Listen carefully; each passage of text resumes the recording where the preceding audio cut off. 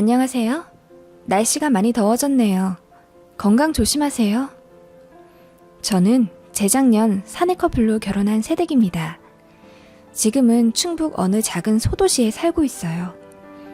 남편은 이 도시 토박이었고 저는 서울에서 일하다가 지방으로 발령받아 내려온 거였어요. 그렇게 같은 직장에서 만나 연애하고 결혼하게 된 거죠. 유망한 재단이라 나름 안정적이고 월급도 적지 않습니다. 저는 23살에 이 재단에 합격해서 직장 생활을 빨리 시작했고 남편은 32살쯤 입사하게 되었어요. 그래서 동갑이지만 직급과 월급 그리고 모아둔 돈도 좀 차이가 납니다. 지금 신혼집은 제가 사서 제 명의이고요. 남편이 모은 돈으로는 가구, 가전을 했습니다. 남편의 집, 그러니까 시댁은 공무원 집안입니다. 시아버지는 시청에서 35년 근무하시고 퇴임하셨고요. 시어머니는 도청 무기계약직으로 10년째 근무하고 계십니다. 시아버님 연금도 있고 시어머님도 아직 일하고 계시기 때문에 주변에서 시댁 상황만 들으면 노후 걱정 안 해도 되겠다며 부러워하곤 했어요. 저도 사실 결혼 전에는 그런 줄 알았습니다. 뭐 꼭 그래서 결혼한 건 아니지만요. 알고 보니 주택담보대출을 2억 정도 받으신 상태였어요.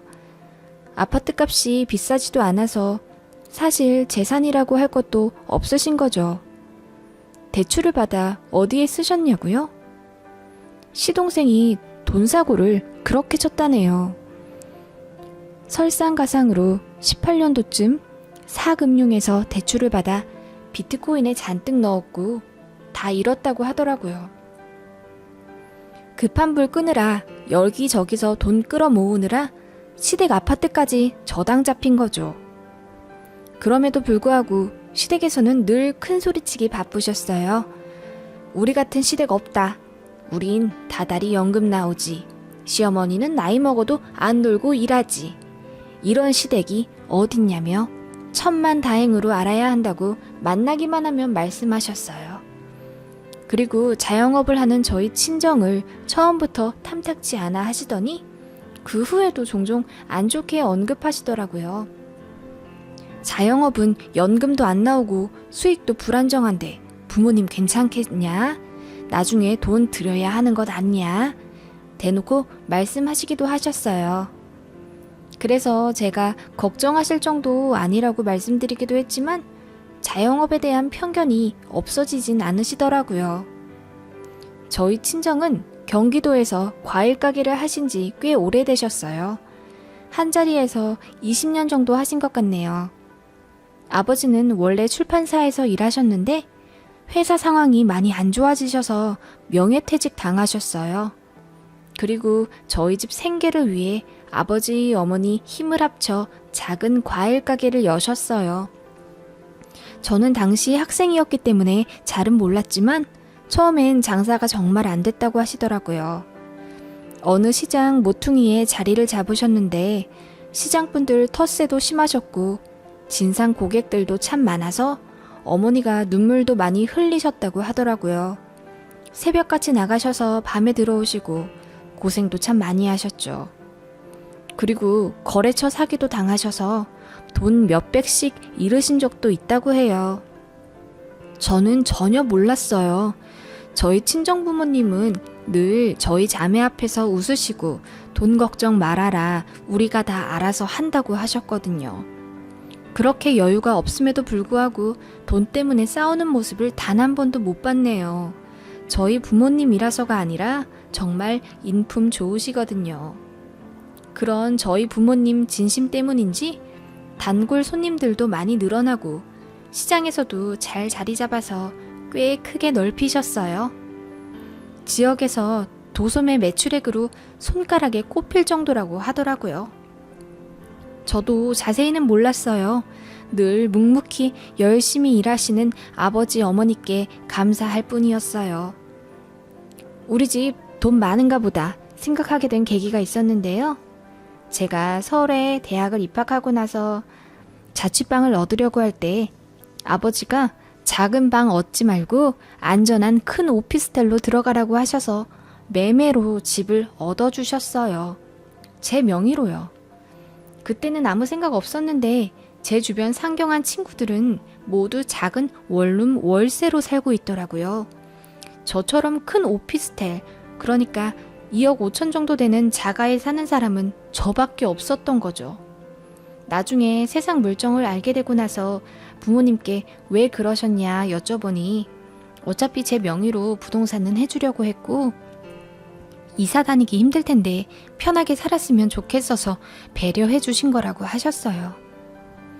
부모님께선 돈 없는 티도 돈 많은 티도 내지 않으시고 그저 진심으로 저희 자매를 지지해 주시며 키워주셨기에 저희가 이렇게 구김살 없이 잘 자라 앞가림하며 산다고 생각해요. 대학 때 살던 오피스텔이 2배가 넘게 올랐고 친정아버지는 어차피 제 거였으니 네가 알아서 하라고 하셔서 그 오피스텔을 팔고 지금 신혼집을 매매한 거예요.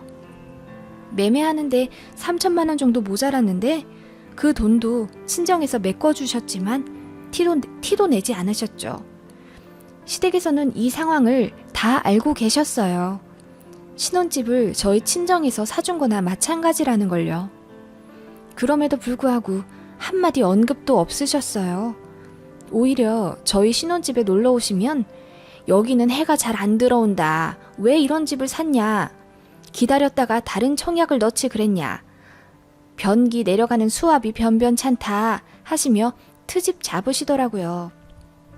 한 번은 제가 너무 기분이 상해서 제가 갖고 있는 돈으로 이 정도도 감지덕지였어요 어머님 하고 톡 쏘듯 말씀드리니 조금 무안해하시며 아니 그냥 걱정이 되어서 그렇지 걱정이 하셨고 그 이후론 집에 대해 트집 잡으시는 건 좀 줄었네요.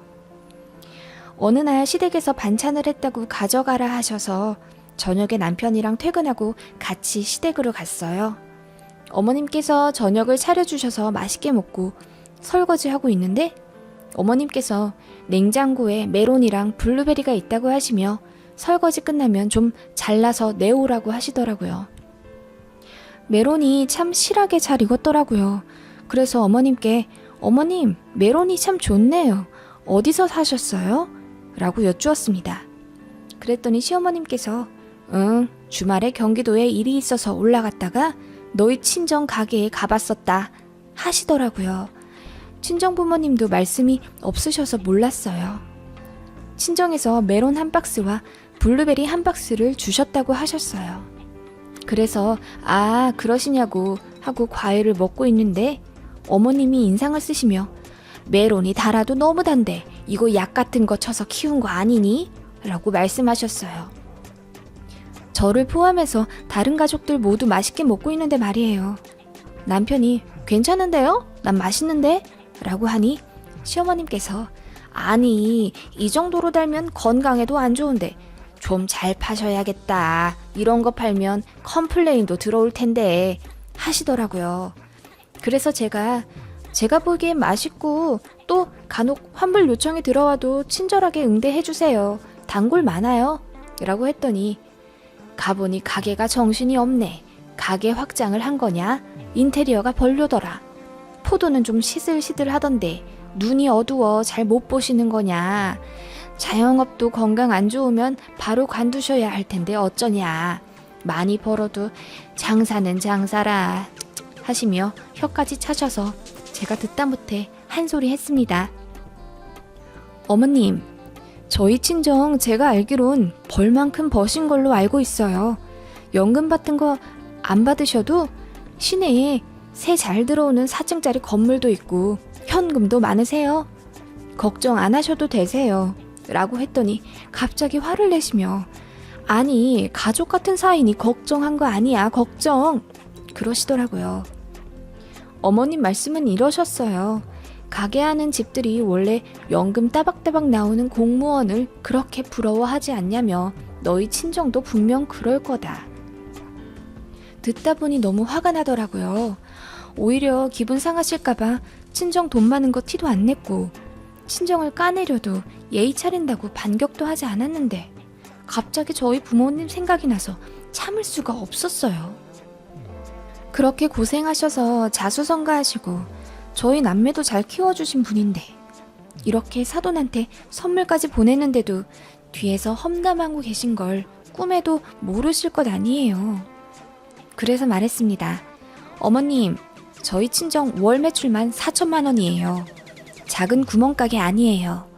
인건비며 가게세며 다 빼도 순이익이 2천만 원이 넘어요. 명절에 잘 될 때는 5천 찍으실 때도 있으시대요. 하도 티를 안 내시고 말씀도 없으셔서 몰랐어요. 저도 결혼하면서 알았죠. 저희는 돈 사고 치는 가족도 없어서 그 돈 고스란히 모아 건물 사셨고 지금은 월세만으로 매달 1,500만 원은 받고 계세요. 은행이자도 1년에 몇백은 되실걸요? 지금 당장 일 관두셔도 쓰실 돈 넘쳐나세요. 저희 자매 때문에 일하시는 거예요.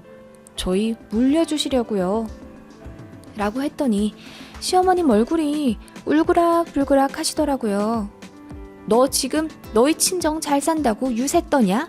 집 해줬다고 갑질하는 거니? 그럴 줄 알았다. 속으로 우리 집 무시한 거 내가 모를 줄 알아? 너희 친정도 우리 무시하는 거 다 알고 있었어. 이러시며 갑자기 폭주를 하셨어요. 시아버님, 저희 남편 모두 당황해서 시어머님 말리고 있는데 계속 말씀하시더라고요. 그래도 따박따박 연금 나오는 우리 집이 더 낫다. 장사꾼이랑 결혼시켜줬더니 어디서 이게? 이러셨어요. 저도 더는 참을 필요가 없었죠. 어머님, 장사꾼이 어때서요? 딸 집도 사주실 정도로 돈 많이 버시는데 뭐가 문제예요? 정말 모르겠어요. 라고 했더니 부들부들 떠시면서 안방으로 들어가시더니 문을 쾅 닫으셨어요. 저도 이제 그만 가야겠다고 하고 시아버님께 고개 숙여 인사드리고 나왔는데 남편이 따라 나와 본인이 대신 사과한다며 동생이 돈 사고 치고 여유가 없어져서 엄마가 저러신다며 저에게 양해를 구하더라고요. 사실 저도 어느 정도는 알고 있었어요. 그래서 그냥 이해하고 넘어가려고 했는데 시어머님이 이렇게 선을 그으시네요. 제가 참았어야 했을까요? 시댁은 친정 무시하는 게 당연한 건지. 아무것도 모르고 좋은 과일 고르고 골라 선물 박스에 넣어 보내셨을 저희 친정 부모님 생각에 눈물이 나서 화장실에서 한참을 울었네요. 시댁에는 제가 먼저 전화드리긴 싫어요. 남편도 저 마음 가라는 대로 하는데 시댁과 차 타고 20분 거리에 살고 있기 때문에 영영 이렇게 연을 끊을 순 없는 노릇이에요. 아직도 기분이 안 좋네요. 오늘도 이야기를 들어주셔서 감사합니다. 또 재미있는 이야기 많이 올려드릴게요. 구독, 좋아요, 알림 설정 꼭 부탁드려요. 그럼 오늘도 좋은 하루 되세요.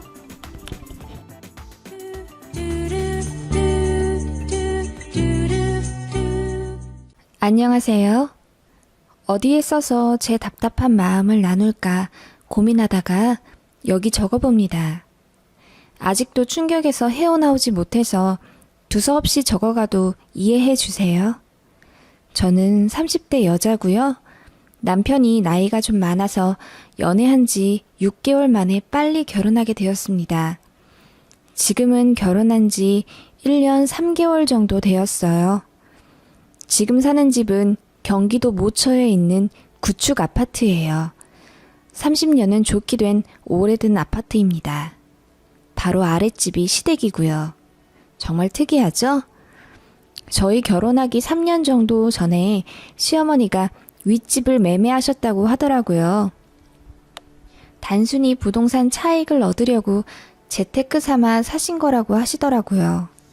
그리고 계속 전세로 돌리시다가 저희가 결혼 자금이 넉넉치 않으니 그 집에서 살게 해주시겠다고 하셔서 들어와서 살고 있었어요. 시댁과 이렇게 가까이서 사는 거 고민하지 않았냐고요? 저희 시어머니 결혼 전에 정말 쿨하시고 지적이셨어요. 시아버지도 마찬가지셨고요. 남편이 나이가 많아 시부모님 나이대가 높으신 편이에요. 두 분 다 7순이 넘으셨어요. 그럼에도 불구하고 저에게 일절 보수적인 말씀도 없으셨고요.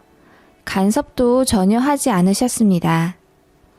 결혼할 때도 예단 예물에 관해 일체 언급 없으셨고, 지금 사는 집도 그냥 편하게 살다가 와서 돈 모으면 알아서 나가라고 하셨어요.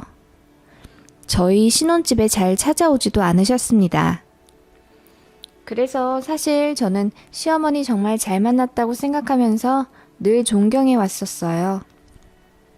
무언가 이상한 점을 느낀 건 1년 정도 전부터입니다. 어느 날 제가 출근을 하려고 집을 나섰다가 회사 팀 프로젝트의 중요한 서류를 안방 화장대에 놓고 온 게 생각나서 부랴부랴 다시 집으로 들어왔습니다. 집에 도어락 비번을 치고 들어왔는데 안방 쪽에서 갑자기 쾅 하는 소리가 나는 거예요. 무슨 소리인가 싶기도 했지만 바쁜 시간이라 서류만 찾고 나가려고 하는데 안방 북박이장 문이 조금 열려 있더라고요. 전 분명히 닫고 나온 것 같은데 이웃집 소리인가 싶어 그날은 그냥 잊었습니다. 그리고 또 이상한 일들이 몇 가지 있었어요. 냉장고에 남편 홍삼 액기스를 늘 보관하는 박스가 있는데 아침까지만 해도 텅텅 비어 있던 게 확실했거든요. 그런데 그 통에 홍삼 액기스가 빼곡히 채워져 있던 적이 있어요. 남편한테 카톡해서 혹시 당신이 채워 넣었냐고 물으니 아니라고 했어요. 내가 채워놓고 정신이 없었나 싶었네요. 그리고 분명히 화장실 청소를 깨끗하게 해놓고 나갔는데 집에 들어와 보니 수면대에 흙 같은 게 묻어있던 적도 있었어요. 뭐지? 천장에서 떨어졌나? 하고 천장을 살핀 적도 있네요. 뿐만 아니라 제가 남편이랑 크게 싸운 날이 있었는데요. 이유는 저와 남편이 아이를 갖기 위해 노력을 많이 하고 있는데 그날 남편이 저와의 약속을 어기고 임신 준비하느라 먹던 엽산약도 빼먹고 몰래 담배를 피우고 있는 걸 발견해서였어요. 그래서 저도 아기를 갖지 않겠다고 화를 내고 남편이랑 냉전을 이어가던 날들이었어요. 시부모님은 당연히 이 사실을 모르셨죠. 저희가 앞에서 티를 내지 않았으니까요. 그런데 시어머니가 자꾸 문에 제가 좋아하는 반찬을 걸어놓고 가시기도 하고 어느 날은 문 앞에 꽃까지 두고 가시더라고요. 기분 안 좋은 일이 있으면 풀라며. 어떻게 아신 거지? 했지만 눈치가 빠르신 분이라 그냥 넘어갔었어요. 그러던 어느 날 제가 씻고 나와서 속옷을 입으려고 하는데 제 속옷 정리함이 조금 이상하더라고요. 저는 늘 입기 편안한 속옷들을 제일 앞에 정리해두고 이벤트 때나 조금 특별한 날 입는 살짝 야한 속옷들을 맨 뒤에 정리해 놓는데요. 그날 야한 속옷들이 제일 앞에 나와 있는 거예요. 당연히 남편이 했을 거라고 생각했어요. 그래서 남편한테 이거 당신이 그랬냐고, 왜 그러냐고, 미안하단 말을 이런 식으로 하냐고 뭐라 화를 냈더니 남편이 도리어 더 화를 내면서 본인은 정말 모르는 일이다. 내가 변태도 아니고 그런 짓을 왜 하냐고 하더라고요. 정말 모르는 눈치여서 이상하다 생각을 하다가 일전에 집에 자꾸 이상한 일들이 있던 것에 비로소 의문을 갖게 되었어요. 그래서 시어머니가 혹시 집 비번을 아시고 드나드시나 생각을 했네요. 그날 바로 현관 도어락 비번을 바꿔버렸습니다. 이제는 이상한 일이 없겠지 하고 생각하고 있었는데 이게 웬걸? 거실에 제가 몬스테라를 하나 키우고 있는데 햇빛 잘 들으라고 조금 옮겨둔 저만 아는 각도가 있어요. 그 각도에서 거의 45도는 엇나가 있더라고요. 이건 분명히 누가 집에 드나드는 거다 확신을 하기 시작했어요. 그리고 죄송하지만 그게 시어머니라고 생각했죠. 심증으로는 아무런 대책을 못 세울 것 같아 집에 CCTV를 설치했어요. 정말 누가 봐도 못 찾을 만한 곳에 CCTV를 숨겨두었습니다. 남편도 믿지 못해서 남편에게도 말하지 않았어요. 그리고 회사에서 틈날 때마다 스마트폰 어플로 CCTV에 접속해 살펴보곤 했어요. 며칠이 지났을까 아무 일도 없길래 긴장이 느슨해져 잘 안 보게 되더라고요. 그날도 계속 안 보다가 점심 먹고 나서 한번 생각이 나서 어플에 접속해서 집을 살펴봤어요. 그런데 이게 웬일? 집에 시어머니가 계시는 거예요. 냉장고도 한번 열어보시고 거실에 있는 TV 다이 서랍도 열어서 한참을 보시더니 안방에 들어가서 안 나오시더라고요. 그렇게 오후 내내 지켜봤는데 결국 안 나오시더라고요. 그날 달려가듯 집으로 가서 집을 살펴봤는데 아무것도 달라진 건 없었어요. 대체 언제 나가신 건진 모르겠지만 한번 제대로 살펴봐야겠다 싶어서 이번엔 CCTV를 안방으로 옮겼습니다. 그날 시어머니가 저녁 먹으러 오라며 저희를 호출하셨는데 CCTV에 찍힌 어머님이 자꾸 생각이 나 기분이 너무 상해서 남편만 가라고 하고 저는 아픈 척을 했어요. 솔직히 너무 소름 돋잖아요. 아무리 아들네 집이라지만 들어온 흔적도 없이 그동안 집을 드나드셨던 게. 그 다음날 출근하자마자 스마트폰으로 저희 집을 내내 살펴봤어요. 그리고 너무 충격적인 장면을 봤습니다. 붙박이장 문이 열리더니 시어머니가 나오시는 거예요. 어떻게 붙박이장에서 사람이 나오지? 놀라움도 잠시. 시어머니는 늘 그래왔던 것처럼 편안하게 나오셔서 거실로 나가셨어요. 그 이유는 사각지대라 보이지 않아 모르겠네요. 1시간쯤 후 시어머니가 다시 화면에 잡히더니 붙박이장 문을 열고 안으로 들어가시는 거예요. 그리고 더 이상 화면에 아무것도 잡히지 않았습니다. 생각해보니 이상한 점이 있긴 했거든요. 붙박이장이 너무 오래되어서 저희가 신혼집으로 들어갈 때 이거 철거하고 싶다고 했었는데 시어머니가 엄청 놀라시면서 이게 있어야 집이 잘 팔린다고, 요즘 붙박이장 없는 집은 인기가 없다고 하시며 횡설수설 저희를 말리신 적이 있어요. 어차피 저희 집도 아니고 시부모님 부동산이니 저희가 더 무슨 말을 할 순 없었죠.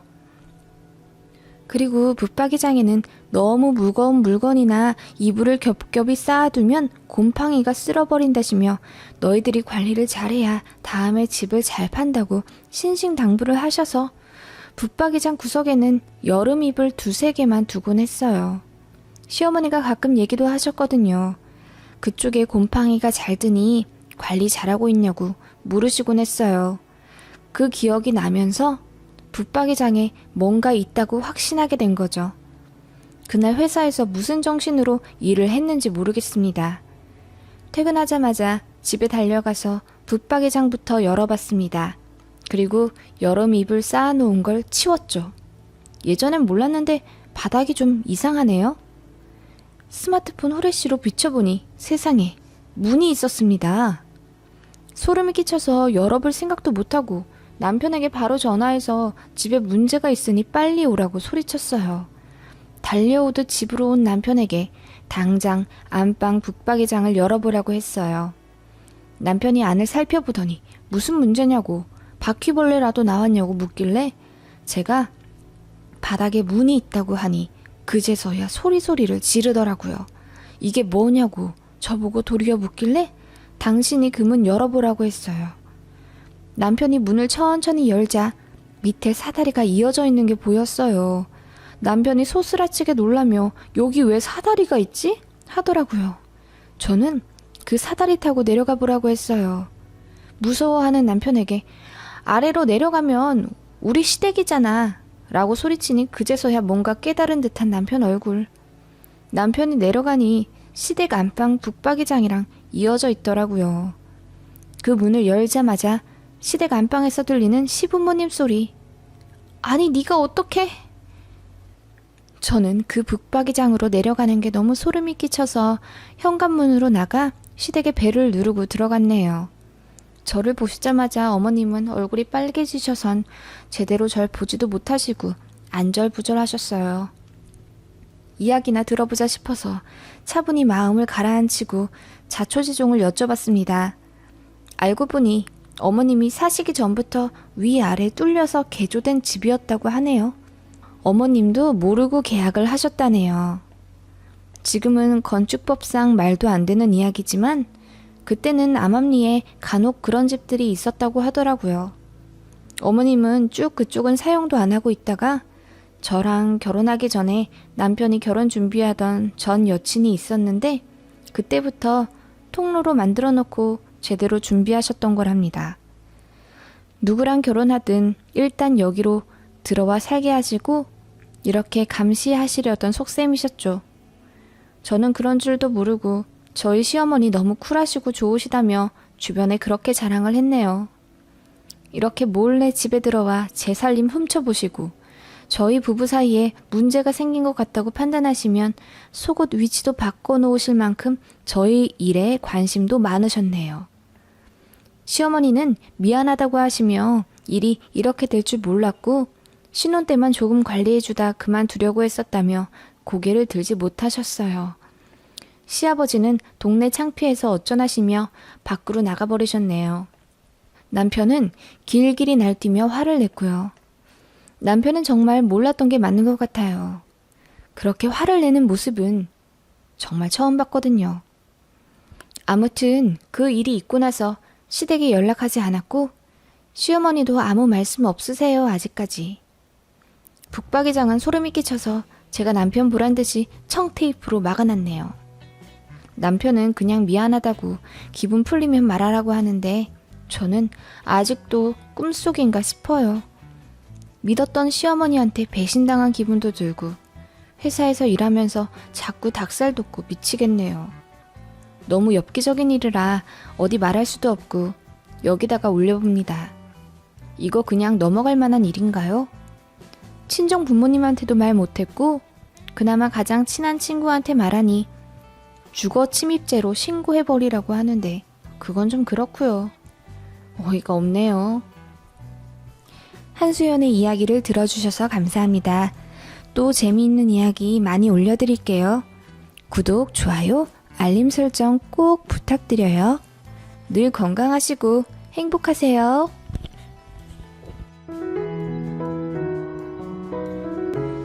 안녕하세요. 지난주에 올라온 며느리와 시어머니 싸움 글 있죠? 제가 바로 그 당사자 며느리입니다. 그 목격담에는 댓글이 한 300개는 넘도록 무수히 달렸던데요. 많은 분들이 제가 시어머니한테 함부로 대하는 막장 며느리라고 오해하시더군요. 제가 그날 아파트 앞에서 시어머니와 왜 머리채 잡고 싸웠는지 오늘 다 밝히겠습니다. 저에게는 여동생이 있습니다.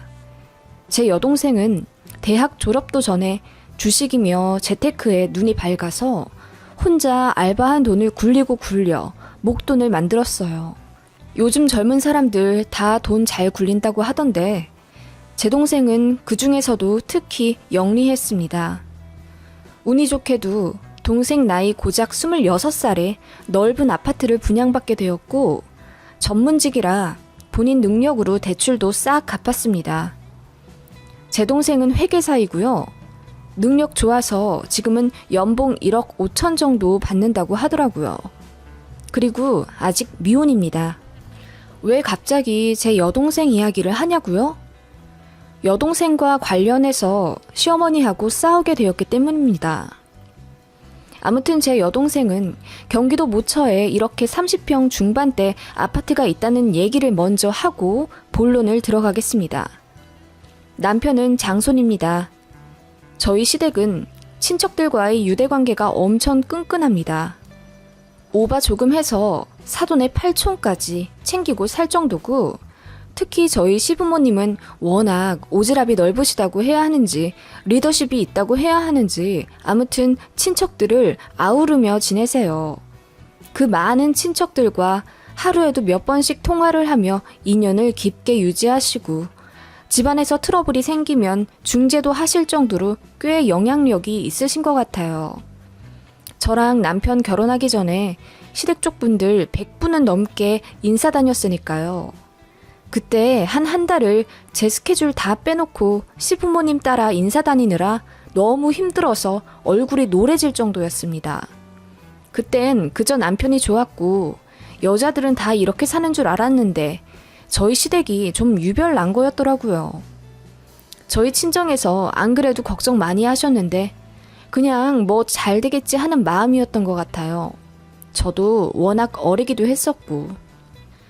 아니나 다를까 제사도 굉장히 많았습니다. 거의 2달에 한 번은 제사를 하는 것 같아요. 그걸 시어머니께서 맡아 하시는데 알고 보니 시어머니가 굳이 안 하셔도 되는 제사도 2개 있다고 하더라고요. 사촌 형님들 제사였는데 거기서 제사 지낼 형편이 안 된다고 시댁에서 그걸 끌어온 거라고 하더라고요. 시어머니는 좋은 게 좋은 거라고 조금 고생스럽긴 하겠지만 다 우리 집에 복이 되지 않겠냐 하시며 그걸 다 받아오셨습니다. 그래서 그런지 당숙분들께서 저희 시부모님을 깍듯이 모시고 안부하며 지냈던 것 같아요. 평소에도 시댁에 많은 분들이 오시고 제사 때마다 15분 정도는 집에 오십니다. 저는 어떻게 그 제사들을 맞았냐고요? 저도 결혼하고 처음에는 뭣도 모르고 2달에 한 번씩 휴가 쓰면서 시댁에 전날부터 가서 음식하고 그야말로 개고생했습니다. 저는 대기업 연구원이고요. 휴가 내기 빡센 부서에 있습니다만 시댁 제사 때문에 사수한테 빌고 빌어서 겨우 휴가 냈었어요. 그래서 부서에서 제 이미지도 너무 안 좋았었고 인사 고과에도 영향이 있었습니다. 휴가를 안 내면 시어머니한테 불호령이 떨어졌었어요. 장손 며느리가 제사 준비 안 하고 뭐 하냐면서 저더러 뇌가 없다는 둥 능력이 좋으면 다냐 여자가 집안 돌아가는 걸 먼저 챙겨야지 쯧쯧 말도 못하게 시집살이 당했습니다. 남편은 제 입장을 잘 헤아려 주긴 했지만 시부모님이 워낙 무서운 편이라 남편도 성인 되도록 부모님께 잡혀 사는 순한 아들이었습니다. 제 앞에선 제 편을 들어주지만 시부모님 앞에선 너무 모진 말은 못하고 어떻게든 설득은 하려고 노력은 했어요, 남편이. 그러다가 제가 시댁 스트레스가 너무 심해서 하혈을 했는데 알고 보니 유산이었습니다. 그렇게 첫 아이를 잃고 난 후 저는 한마디로 눈이 돌아버렸어요. 시댁으로부터 부당한 대우를 더는 받기 싫었거든요. 저희 남편은 친정 가면 어화둥둥 잘난 우리 사위 하면서 대접도 엄청 잘해주시는데 저는 시댁에 가면 그야말로 새로 들어온 서열 최하위 종이었습니다. 저도 나름 사회에서 연봉 높고 좋은 대학 나와 남들이 우러러보는 대기업에 입사한 건데 시댁에서는 이토록 무시당하기만 했었어요. 몰랐다는 말로 다 합리화는 안 되겠지만 제가 결혼할 때가 겨우 29살이었고 그게 벌써 15년 전이니 그때만 해도 지금처럼 깨어있진 않았거든요. 인터넷을 봐도 시어머니께 잘 보이는 법 이런 게 인기 검색어에 뜨곤 했으니까요. 그러다가 첫 아이 잃고 이렇게 살진 말아야겠다는 생각이 들었고 남편이랑도 자주 싸우게 됐습니다. 싸웠다기보다는 일방적인 제 화였죠. 남편은 제 속마음을 전부 듣고는 지켜주지 못해서 미안해했고 잃은 아이에 대해서도 눈물을 펑펑 흘리며 안타까워했습니다. 그렇게 저는 시댁에 전쟁을 선포하게 된 거예요. 더는 무리해가며 휴가 써가며 제 일 뒷전으로 한 채 시댁 제사에 참여하지 않겠다고 했어요. 남편이 앞장서서 말씀드렸습니다. 그 결과 시어머니는 뒤집어지셨습니다. 영악하고 못돼 처먹은 며느리가 착하고 순한 내 아들 홀려서 집안 다 말아먹는다며 입에 개거품을 물고 따지셨고 이럴 거면 집에 한 발자국도 들이지 말라고 하셔서 정말 1년 동안 전화도 한 통 안 드리고 명절에도 안 갔습니다. 그리고 저는 스트레스에서 해방된 덕분인지 바로 아이가 생겼어요. 아들이었습니다. 시댁에는 안 알리려고 했는데 우연히 알게 된 남편 이종 사촌 형이 시부모님께 말씀드렸고 아들이라는 말 듣자마자 버선발로 저희 신혼집에 찾아오시며 그동안 미안했다고 제사 지내러 오라는 말은 안 할 테니 전처럼 자주 왕래하며 손자 보여달라고 하시더군요. 그래서 그렇게 시댁이랑은 제 아들로 인해 풀게 된 거였어요. 육아휴직 내서 아이도 잘 키워냈고 복귀해서 저는 회사에 다시 집중할 수 있게 되었어요. 그리고 무엇보다 더는 시어머니로부터 무시받지 않아도 되어서 이제야 제대로 결혼 생활을 당당하게 누릴 수 있겠더라고요. 시어머니는 아직도 혼자 그 많은 제사를 혼자 감당하고 계셨고, 시아버지는 시어머니 혼자 동동거리며 제사 준비할 때 손 하나 까딱하지 않으시고 그저 제가 알아서 숙이고 들어와 제사 준비 다시 돕기를 바라고 계셨습니다. 저를 바라보는 눈빛이 아직도 곱지 않으셨죠. 두 분 다요. 저는 그냥 모른 척 했습니다. 그 세월이 벌써 10년이 흘렀고 그 사이 저는 아이가 하나 더 생겨 아들 둘 맘이 되었습니다. 회사에서도 입지가 굳고요. 남편은 재택근무로 업종을 전환하게 되면서 집에서 일하게 되었습니다. 제가 회사에서 많이 바빠졌기에 남편의 그런 상황이 오히려 반가웠습니다. 아들들 라이딩 해주고 저를 외조도 해줬거든요. 아무튼 그런 상황인데 몇 달 전부터 시어머니가 다시 제사 얘기를 넌지시 하시더라고요. 참고로 시댁은 1년 전에 이사를 하셨어요. 친척들끼리 돈 모아 어디 건물을 사신다고 지금 사시는 집을 팔고 평수를 좀 좁혀 외진 곳으로 이사를 가게 되셨습니다. 그러면서 2달에 한 번씩 있는 제사는 여전히 크게 치르고 계셨죠. 방문하시는 손님들도 여전히 15명에서 20명은 되셨습니다. 그러시니 손님들도 저희 시댁에 가려면 시간이 오래 걸리기도 하고 집이 너무 좁으니 불편해지신 거예요. 저희 집은 34평이니 저희 집에서 제사 지내면 어떻겠냐고 하시더라고요. 저희는 단번에 거절했습니다. 저희 집에는 수험생 아들도 있고 남편도 재택근무자라 집에서 계속 일을 해야만 했거든요. 손님들 오시면 반나절은 시끌시끌 할 텐데 남편 그렇게는 안 된다. 그리고 무엇보다 이제 제사는 강요하지 않기로 하지 않으셨냐고 했더니 음식은 시어머니가 다 알아서 하실 거고 집 장소만 좀 빌려주면 된대요. 손님들 응대하기가 불편해서 그렇다고. 그리고 저희 집은 근처에 역도 있기 때문에 교통도 좋아서 저희 집에서 했으면 좋겠다면서 처음엔 넌지시 물어보시더니 나중에는 강요하려고 하시더라고요. 남편도 이제는 예전처럼 우유부단한 순둥이가 아니었고 이젠 한 가정의 가장이라는 생각이 확실하게 박혀 있어서 저를 지키려고 단호하게 거절하더군요. 그래서 그 스트레스가 저한테 오기도 전에 남편이 칼같이 잘랐습니다.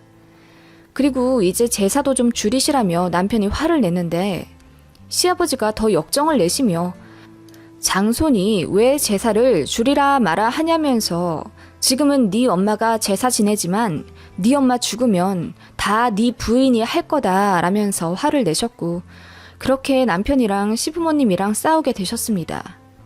제사가 뭔지 아무튼 그런 상황이었는데요. 시어머니가 갑자기 저한테 제 여동생 안부를 묻더군요. 제 여동생도 저희 동네랑 차로 20분 정도 떨어진 곳에 살고 있다는 걸 원래부터 알고 계셨거든요.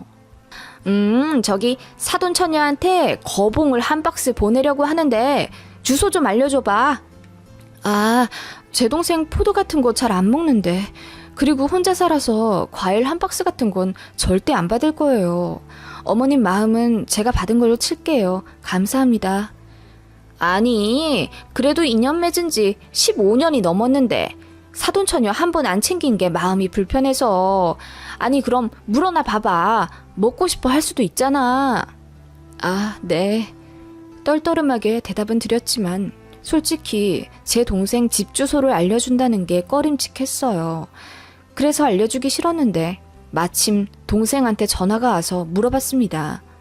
시어머니가 거봉 보내준다는데 혹시 받을 거냐고. 그랬더니 동생이 쿨하게 웃으며 사무실에서 나눠 먹으면 된다고 그럼 받겠다고 하는 겁니다.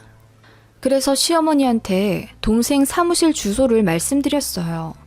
그랬더니 선물을 어떻게 사무실로 받게 하냐며 그건 예의가 아니라고 아득바득 집 주소를 알려달라고 하시더군요. 그게 뭔 상관인가 싶었는데 지금 우체국이고 당장 송장 써야 한다고 뒤에 사람들이 줄 서 있다고 저를 채근하시는 바람에 얼떨결에 알려드렸습니다. 문제는 그 일주일 뒤에 생겼습니다. 어느 일요일 오전 8시에 여동생으로부터 전화가 왔어요. 여보세요? 아니, 일요일 아침부터 무슨 전화? 언니, 지금 우리 집에 언니 시어머니 와 계셔. 뭐? 벌떡 일어나서 자초지종을 물었습니다. 제 여동생 집에 일요일 아침 8시에 띵동 벨이 울렸답니다. 잠에서 깬 동생이 인터폰을 보는데 웬 지긋한 할머니가 계셨고 누구시냐고 물었더니 언니 시어머니라고 소개하시며 문 좀 열어달라고 했답니다. 거봉을 직접 갖고 왔으니 좀 받아보라고 하면서 문을 열어달라고 하셨고 1층 로비 동작에 서투신 탓에 제 여동생이 직접 로비로 가서 저희 시어머니를 모시고 올라왔다는 겁니다. 손에 거봉 한 박스를 들고요. 그렇게 거실에 지금 앉아 계시다고 하고 여동생이 방에 숨어서 저에게 다급히 전화를 했던 겁니다. 일단 내가 갈게. 기다려. 하고 제가 남편을 깨워 상황 설명하고 급하게 여동생 집으로 갔습니다. 남편도 엄청 황당해 하더라고요. 여동생 집에 도착하니 거실 소파에서 커피와 과일을 대접받고 계신 시어머니가 계셨어요. 여동생은 얼굴이 창백해져 있더라고요. 어머님, 왜 여기 계세요? 제 여동생 집에는 왜 오신 거예요? 언니, 사돈 어르신께서 내 집에서 제사를 지내고 싶다고 하셔. 뭐? 저도 남편도 놀라서 입을 다물지 못했습니다. 시어머니가 어색하게 웃으시며 말씀하시더라고요. 아니, 거봉 보내려고 집 주소를 받아보니까 꽤 좋아 보이는 아파트 이름이더라고. 그래서 인터넷에 쳐보니까 글쎄 사돈 처녀 집이 36평인 거야. 여자 혼자 살기 너무 넓은 거 아니야? 하시며 집을 뻔뻔하게 둘러보시더라고요. 제사는 무슨 말씀이세요? 안 그래도 사돈 처녀한테 내가 한 가지 제안을 하러 왔어. 제사를 좀 여기서 지낼까 해서. 어차피 네 집에서 지내야 할 제사인데 동생 집이나 네 집이나 매 한 가지지 뭐.